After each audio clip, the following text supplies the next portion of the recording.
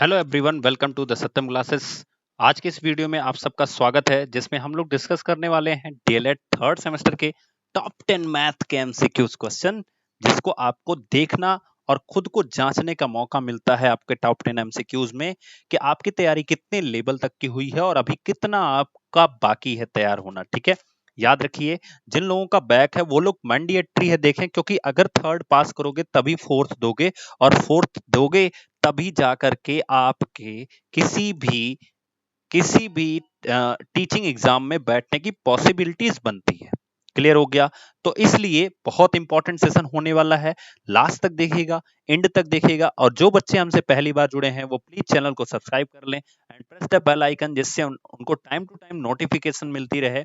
याद रखिए, इसके पहले हमने 2 सेशन इस तरह का कर चुके हैं, जिसकी लिंक उन दोनों सेशन की डिस्क्रिप्शन बॉक्स में प्लेलिस्ट दी गई है थर्ड सेमेस्टर एमसीक्यू क्वेश्चन के नाम से, वहां पे जाकर के उनको मिल जाएगी। याद रखिए, अगर आप लोगों को हमारा पेड कोर्स लेना है जिसमें हम कंप्लीट थियरी प्रोवाइड कराते हैं, वो आपको सत्यम क्लासेस ऐप पे मिल जाएगा, जिसकी लिंक आपको डिस्क्रिप्शन बॉक्स में दी गई है।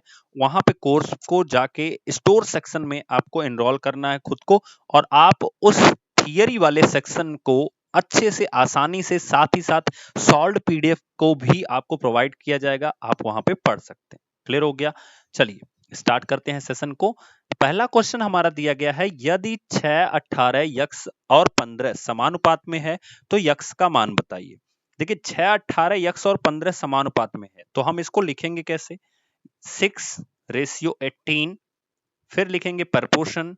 इसको जब 2 सिंबल बनता है तो प्रपोर्शन बोलते हैं, एंड यक्स रेशियो 15। देखिए, समानुपात का नियम क्या होता है कि बाह्य पदों का बाह्य पद तथा मध्य पदों का मध्य पदों में गुणनफल, यानी कि 6 का 15 में, 18 का यक्स में। ठीक है, तो हम यहाँ पे लिखेंगे 6 गुणे 15 बराबर 18 गुणे यक्स। ठीक है, अब इस केस में क्या होगा कि 15 छका कितना हो गया? 90 हो गया, और 18 यहां गुणा कर रहे हैं तो यहां पे क्या करेगा? भाग करेगा, और बराबर कितना हो गया? यक्स के। तो 18 पचे कितना हो गया? 90। तो x की वैल्यू कितनी आ गई? 5 आ गई। So this will be your right answer. Is it clear? ठीक है, move to the next question. एक विद्यालय में 250 बच्चे पढ़ते हैं, जिसमें से 70 बच्चे प्रदूषित जल पीकर बीमार हो गए हैं। स्वस्थ और बीमार बच्चों का संख्याओं में अनुपात ज्ञात कीजिए।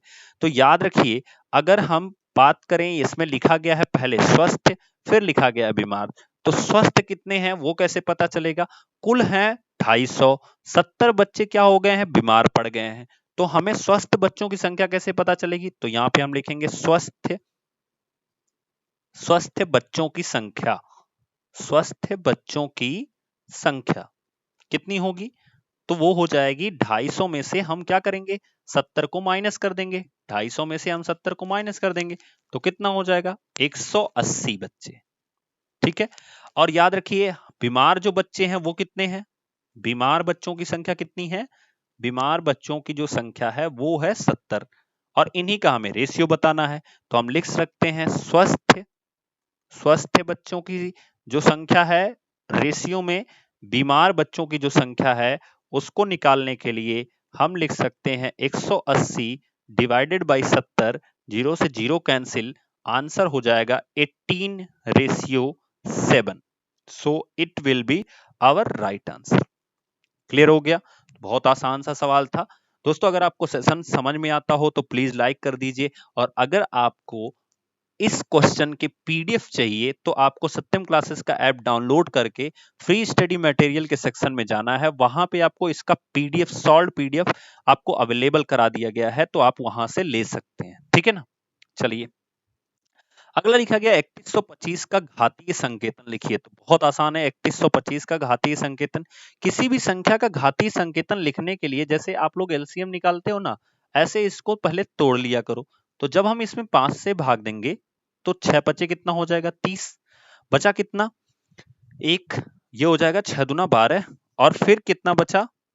कुछ नहीं बचा, 5 है तो 5 6 दूना, सॉरी, हाँ, 5 दूना 10, बचेगा 2, 5 पचे 25। ठीक है, अगला है फिर 5 से हम डिवाइड करेंगे तो 5 एकम 5, बचेगा 1, 12, 5 दूना 10, फिर बचेगा 2, 25, 5 पचे 25। फिर आप 5 से डिवाइड करोगे तो यहाँ पे हो जाएगा 25, फिर आप 5 से डिवाइड करोगे तो यहाँ पे हो जाएगा 5, और फिर आप 5 से डिवाइड करोगे तो यहाँ पे हो जाएगा 1।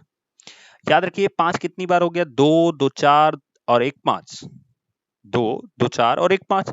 तो इस तरह से 3125 को हम लोग 5 पर घात 5 लिख सकते हैं, और यही होता है घातीय संकेतन। यही होता है घातीय संकेतन, यानी संख्या को घात के रूप में बदलना ही क्या कहलाता है, घातीय संकेतन कहलाता है। ठीक है, आई होप आप लोगों को ये चीज समझ में आई होगी। चलिए मूव करते हैं नेक्स्ट क्वेश्चन पे। 2 की घात 7 का मान आपको बताना है। बहुत आसान सवाल है, जल्दी से बताइए सब लोग कमेंट बॉक्स में। 2 की घात 7 का मान क्या होगा? देखिए 2 गुणे 2 गुणे 2 कितनी बार, 7 बार, 3 बार हो गया, 3 बार ये हो गया, 6 हो गया, एक बार और 7 हो गया। तो 3 बार जब 2 का आप गुणा कराओगे तो आपको मिलेगा 8। फिर आप जब 3 बार 2 का गुणा कराओगे तो फिर मिलेगा 8, और यहाँ पे 2 हो जाएगा। 8 8 64, और 64 दुना कितना हो जाएगा, 128। So this will be our right answer. Clear हो गया। नेक्स्ट क्वेश्चन है 500 रुपए का। ये आपके लास्ट वीडियो में मैंने आपको होमवर्क दे रखा था। ये जो क्वेश्चन है ये मैंने आपके लास्ट वीडियो में होमवर्क दे रखा था। अगर आप लोग कंटिन्यू वो सीरीज फॉलो कर रहे हो तो आपको पता होगा कि ये चीज मैंने आपको होमवर्क दे रखा था। क्लियर हो गया। तो चलिए इस क्वेश्चन को पहले सॉल्व करते हैं। लिखा गया है 500 रुपए का 4% वार्षिक ब्याज की दर से 2 वर्ष के चक्रवृद्धि ब्याज और साधारण ब्याज में अंतर बताइए। तो बहुत आसान सा सवाल है, देखिएगा ध्यान से। चूंकि 500 रुपए है तो मूलधन हमारा कितना हो गया, 500 रुपए। ध्यान से समझिएगा। रेट ऑफ इंटरेस्ट कितना है, 4% है। 2 वर्ष यानी कि जो टाइमिंग है वो कितनी है, 2 वर्ष की है। और इसमें आपको किसका किसका अंतर बताना है, चक्रवृद्धि ब्याज और साधारण ब्याज। तो भैया चक्रवृद्धि ब्याज तो हम तब निकालेंगे जब हमें अमाउंट पता होगा। Amount is equals to formula क्या होता है, तो P1 plus R divided by 100 whole to the power T। और हम साधारण ब्याज का जो फार्मूला होता है वो क्या होता है, तो साधारण ब्याज बराबर फार्मूला होता है, ठीक है, ये होता है मूलधन गुणे दर गुणे समय बटे 100। अब हर जगह वैल्यू पुट कर देते हैं। तो यहां पे P की वैल्यू कितनी हो जाएगी, 500। 1 R की वैल्यू कितनी है, तो 4 है, बटे में कितना हो गया 100, और पूरे पर घात कितना हो गया 2। यहाँ पे अगर हम मान रखेंगे तो 500 गुणे R का मान कितना है 4 है, समय कितना है 2 वर्ष है, बटे में कितना है 100 है। ठीक है, देखो 100 से ये 2 जीरो से 2 जीरो कैंसिल, 5 को 20 दुना कितना हो गया 40 रुपए आपका साधारण ब्याज आ जाएगा। ठीक है, इसको ध्यान रखिएगा। अब इधर हम अमाउंट पहले निकालेंगे फिर हम चक्रवृद्धि ब्याज निकालेंगे। तो ये हो गया 500 और यहाँ पे मल्टीप्लाई बाई, देखिए 4 से आप इसको काटोगे तो 25 हो जाएगा, और 25 एक कम 25 और एक कितना हो गया 26। तो 26 बटे 25 एंड गुणे 26 बटे 25। ठीक है, तो आपको 26 का स्क्वायर याद होना चाहिए। अब 26 का स्क्वायर कितना होता है ये आपको पता होना चाहिए, देखिएगा ध्यान से। तो पहले तो हम इसको काट लेते हैं। तो 25 दुना कितना हो गया 50, तो ऊपर बच गया 20, 5 बचे 25 और 5 चौक को 20, तो ऊपर बच गया है आपका 4 गुणे 26 बटे में 5। ये इतना आपका बचा है। अब इसको आपको सॉल्व करना है। तो 26 का स्क्वायर कितना होता है, तो ये होता है 676। इसको हम लिख सकते हैं 4 मल्टीप्लाई बाई 6 7 6 डिवाइडेड बाई कितना हो गया 5। अगर आप 5 से इसको डिवाइड कर दोगे तो कितना हो जाएगा, 5 कम 5 बचेगा 1 17, 5 तिया कितना हो जाएगा 15, बचेगा 2 26, 5 बचे कितना हो गया 25, बचेगा 1 10, 5 दूना 10। 4 का मल्टीप्लाई करा दो तो 4 दूना कितना हो गया 8, 4 बचे कितना हो गया 20, बचेगा कितना 2, 4 तिया कितना हो गया 12, 12 और 2 कितना हो गया 14, और 4 एक कम 4 और 1 कितना हो गया 5। ठीक है, एक स्थान पे दशमलव यानी 540.8 रुपए ये आपका अमाउंट आया। अमाउंट का मतलब होता है कि फाइनली आपको कितने रुपए मिलेंगे। अगर आप 500 रुपए 4% की वार्षिक ब्याज की दर से 2 वर्ष के लिए जमा करते हो तो आपको 540 रुपए मिलेंगे। तो हमें यहां से पता चलेगा चक्रवृद्धि ब्याज। चक्रवृद्धि ब्याज का क्या फार्मूला होता है, तो वो होता है पूरे अमाउंट में से हमें मूलधन को क्या करना होता है, माइनस करना होता है। तो अमाउंट हमें मिला है 540.8 रुपए, और इसमें से हम 500 जब माइनस करेंगे तो हमें मिलेगा 40.8 रुपए। ग्रुप है। याद रखिए सवाल यहीं खत्म नहीं होता है आपका। आपसे पूछा गया है कि चक्रवृद्धि ब्याज यानी कि कंपाउंड इंटरेस्ट और सिंपल इंटरेस्ट, इन दोनों का अंतर आपसे पूछा गया है। तो असली में जो सवाल है वो ये है जो मैं अब लगाने जा रहा हूं, यानी कि CI माइनस SI आपसे पूछा गया है। तो CI का मान कितना आ गया है 40.8 रुपए, और इसमें से 40 रुपए आपको घटा देना है, तो आपका जो अंतर आएगा वो आएगा 0.8 रुपए। तो इस लेवल तक के भी क्वेश्चन आपके एग्जाम में आपसे पूछे जाते हैं, तो इस चीज को ध्यान रखिएगा और अच्छे से आप लोग सॉल्व कीजिएगा, ठीक है ना। चलिए मूव करते हैं नेक्स्ट क्वेश्चन पे।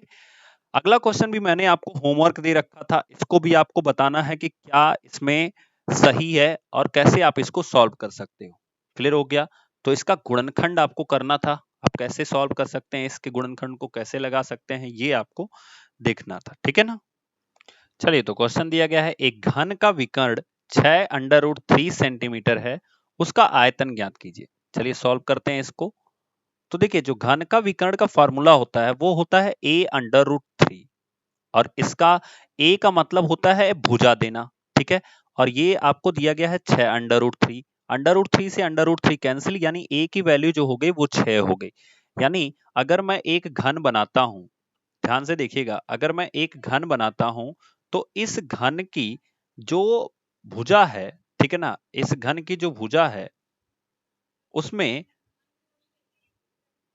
आपकी जो भुजा होगी इस घन की वो किस तरह से होगी, वो 6 सेंटीमीटर की होगी। सारी भुजा कितने की होगी, 6 सेंटीमीटर की होगी, ठीक है। तो अब हमसे पूछा गया है कि उसका आयतन बताइए। तो आयतन बराबर फार्मूला होता है a क्यूब। a क्यूब का मतलब हो जाएगा 6 का क्यूब, और 6 का क्यूब कितना होता है 216, और यहाँ पे मात्रक हो जाएगा centimetre cube. So this will be your right answer.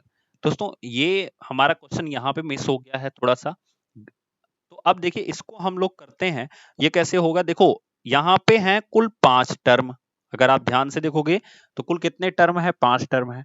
Question ये है कि इस पांचों टर्म में कुछ ना कुछ कॉमन मिलना चाहिए, है ना। इस पांचों टर्म में कुछ ना कुछ कॉमन मिलना चाहिए, क्योंकि अगर वो कॉमन नहीं मिलेगा तो हमारे पास सिर्फ एक रास्ता है कि इन दोनों का हम कॉमन करें, तो हमारे पास मिलेगा क्या, a² कॉमन मिलेगा, बचेगा क्या a-1, ठीक है। याद रखिए ए बी में से आप जब कॉमन कर लोगे तो प्रॉब्लम हो जाएगी। यहां पे a-1 है लेकिन यहां पे प्रॉब्लम हो जाएगी, तो इन दोनों में से अगर आप कॉमन करोगे तो अलग प्रॉब्लम है। इसलिए ऐसे क्वेश्चन जो 5 टर्म में हैं उनको सॉल्व नहीं किया जाता तब तक जब तक हम किसी एक टर्म को तोड़ ना लें, और इसी एक टर्म को तोड़ने के बाद भी इसमें गुणनखंड जो है वो नहीं किया जा सकता है। सो ये क्वेश्चन थोड़ा सा रॉन्ग है। हाँ, अगर हम इसको सेट करना चाहें तो सेट हो जाएगा, लेकिन ये क्वेश्चन हम सेट करेंगे कैसे, देखिएगा ध्यान से। मान लीजिए अगर हम क्या कर लें, अगर हम क्या कर लें कि सब में से ए कॉमन कर लें, पूरे सीक्वेंस से क्या कर लें, ए को कॉमन कर लें, तो हमारे पास क्या बचेगा, थोड़ी देर के लिए देखिएगा। अगर हम इस पूरे सीक्वेंस में से क्या कर लें, ए को कॉमन कर लें, तो हमारे पास बचेगा a² माइनस ए माइनस बी +1। अब आप कहोगे सर यहां पे क्या बचेगा, यहां पे बच जाएगा -1/a, ठीक है। सो यही एक गुणनखंड पॉसिबल हो सकता है, इस तरह से आप इसको लगा सकते हैं। चलिए नेक्स्ट क्वेश्चन पे मूव करते हैं। सिद्ध कीजिए log 2 + 3 + 4 = 2 log 3। कैसे करेंगे, बहुत आसान है। जब भी आपको प्लस के सीक्वेंस में दिया हो, अगर मान लो ये दिया भी गया है तो 3 और 2 कितना हो गया 5, 5 और 4 कितना हो गया 9, तो ये हो गया log 9। अच्छा log 9 को हम लिख सकते हैं log 3 का होल स्क्वायर। ये जो पावर होती है ये बाहर आ जाती है, log का ये रूल है, यानी ये हो जाएगा 2 टाइम्स log 3, यानी ये हो गया प्रूव्ड। और कुछ इसमें करना नहीं था, देखो ये रूल है। अगर मान लीजिए रूल क्या है, अगर log x⁴y दिया है तो इसको आप ऐसे भी लिख सकते हो y × log x, इस तरह से भी आप लिख सकते हैं। क्लियर हो गया। चलिए move to the next question. अगला दिया गया है, यदि a बराबर ADE तथा b बराबर BCE तो a यूनियन b आपको बताना है। बहुत आसान सा सवाल है, a यूनियन b देखिए कितना हो जाएगा। a यूनियन b का मतलब होता है दोनों को जोड़ देना, तो हम यहाँ पे दोनों को जोड़ देंगे, तो a b c d और ई। अब आप कहोगे सर ई तो 2 बार है तो 2 बार लिखना चाहिए, नहीं।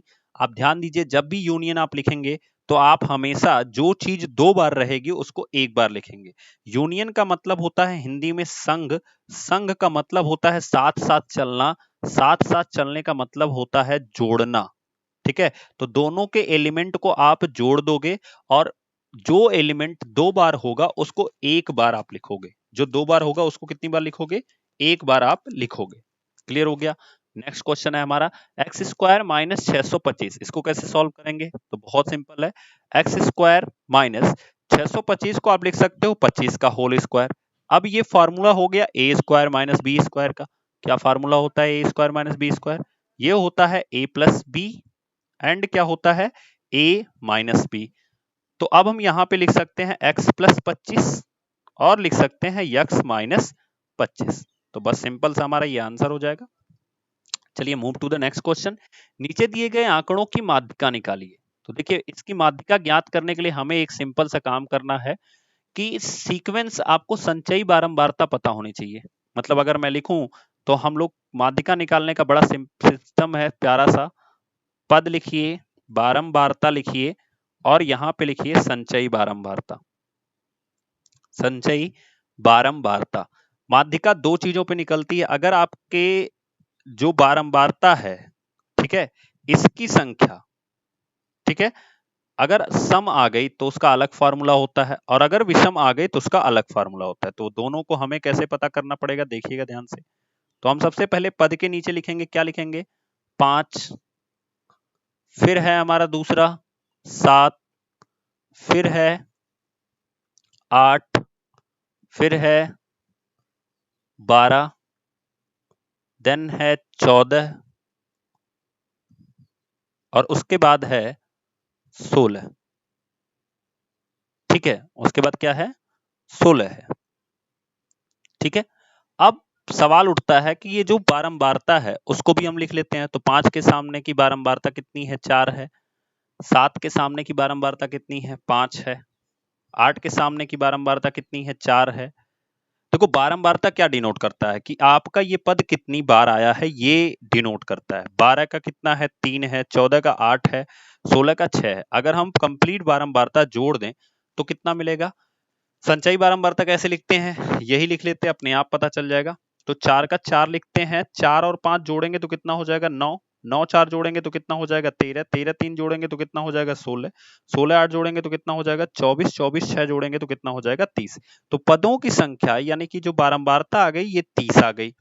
तो चूंकि सम है, सम है, 30 जो है वो सम है, तो माध्यिका बराबर फॉर्मूला क्या होता है कि इसका आधा कर दो यानी 15वां पद, 15वां पद प्लस 15 में एक और जोड़ दो 16वां पद। आपको माध्यिका का अगर पूरी डिटेल देखना है तो डिस्क्रिप्शन बॉक्स में दी गई प्लेलिस्ट है जिसमें हम पूरा कंप्लीट बताए हैं। चौथे सेमेस्टर की एक प्लेलिस्ट है, उसमें जाके आप विजिट कीजिए, आपको पूरा डिस्क्रिप्शन आपको मिल जाएगा। और नहीं तो आप हमारा कोर्स जो है वो ऐप के ऊपर जाके परचेज कर सकते हैं, आपको सिंपल सा इसका पूरा कॉन्सेप्ट समझ में आ जाएगा। ठीक है, एंड डिवाइडेड बाई 2, 15वां पद कहां मिलेगा, तो यहाँ पे 13 है, 13 के बाद 14 15 16 सब यहाँ पे मिलेगा।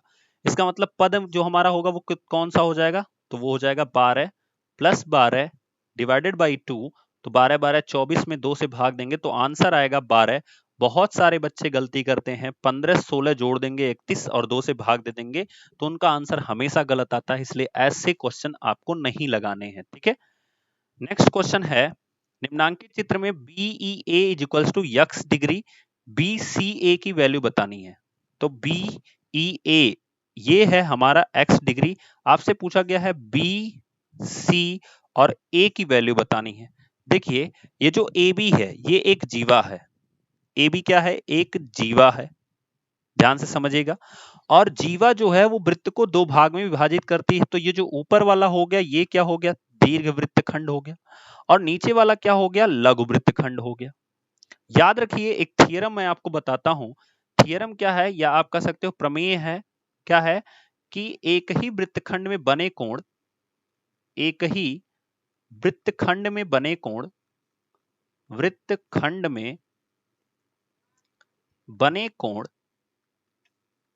बने कोण आपस में समान होते हैं, आपस में समान होते हैं, आपस में समान होते हैं। तो जो कोण एक ही वृत्तखंड में बनते हैं, जैसे ई हो गया, सी हो गया, डी हो गया, ये सब के सब यक्स डिग्री के होंगे, क्योंकि इनका वृत्तखंड क्या है, दीर्घ वृत्तखंड है। ठीक है, तो ये सब के सब यक्स डिग्री के होंगे। इसी थ्योरम से कोण BEA is always equals to कोण बीसीए, और चूंकि बीईए की वैल्यू यक्स डिग्री दी गई है, इसलिए कोण बीसीए की भी वैल्यू कितनी हो जाएगी, एक्स डिग्री हो जाएगी। This is your answer. दोस्तों, ये हमारा सेशन था। नेक्स्ट वीडियो में हम लोग कुछ और मजेदार क्वेश्चंस के साथ आएंगे जो कि आपके सामने लिए गए हैं। ऐसे हम लोग नेक्स्ट वीडियो में मिलेंगे, तो आप लोग उसको देखना ना भूलिएगा। ठीक है, जो कि आपका सेशन शुक्रवार को आएगा, तो उसको जरूर देखिएगा, थर्ड सेमेस्टर का। ठीक है, थैंक यू।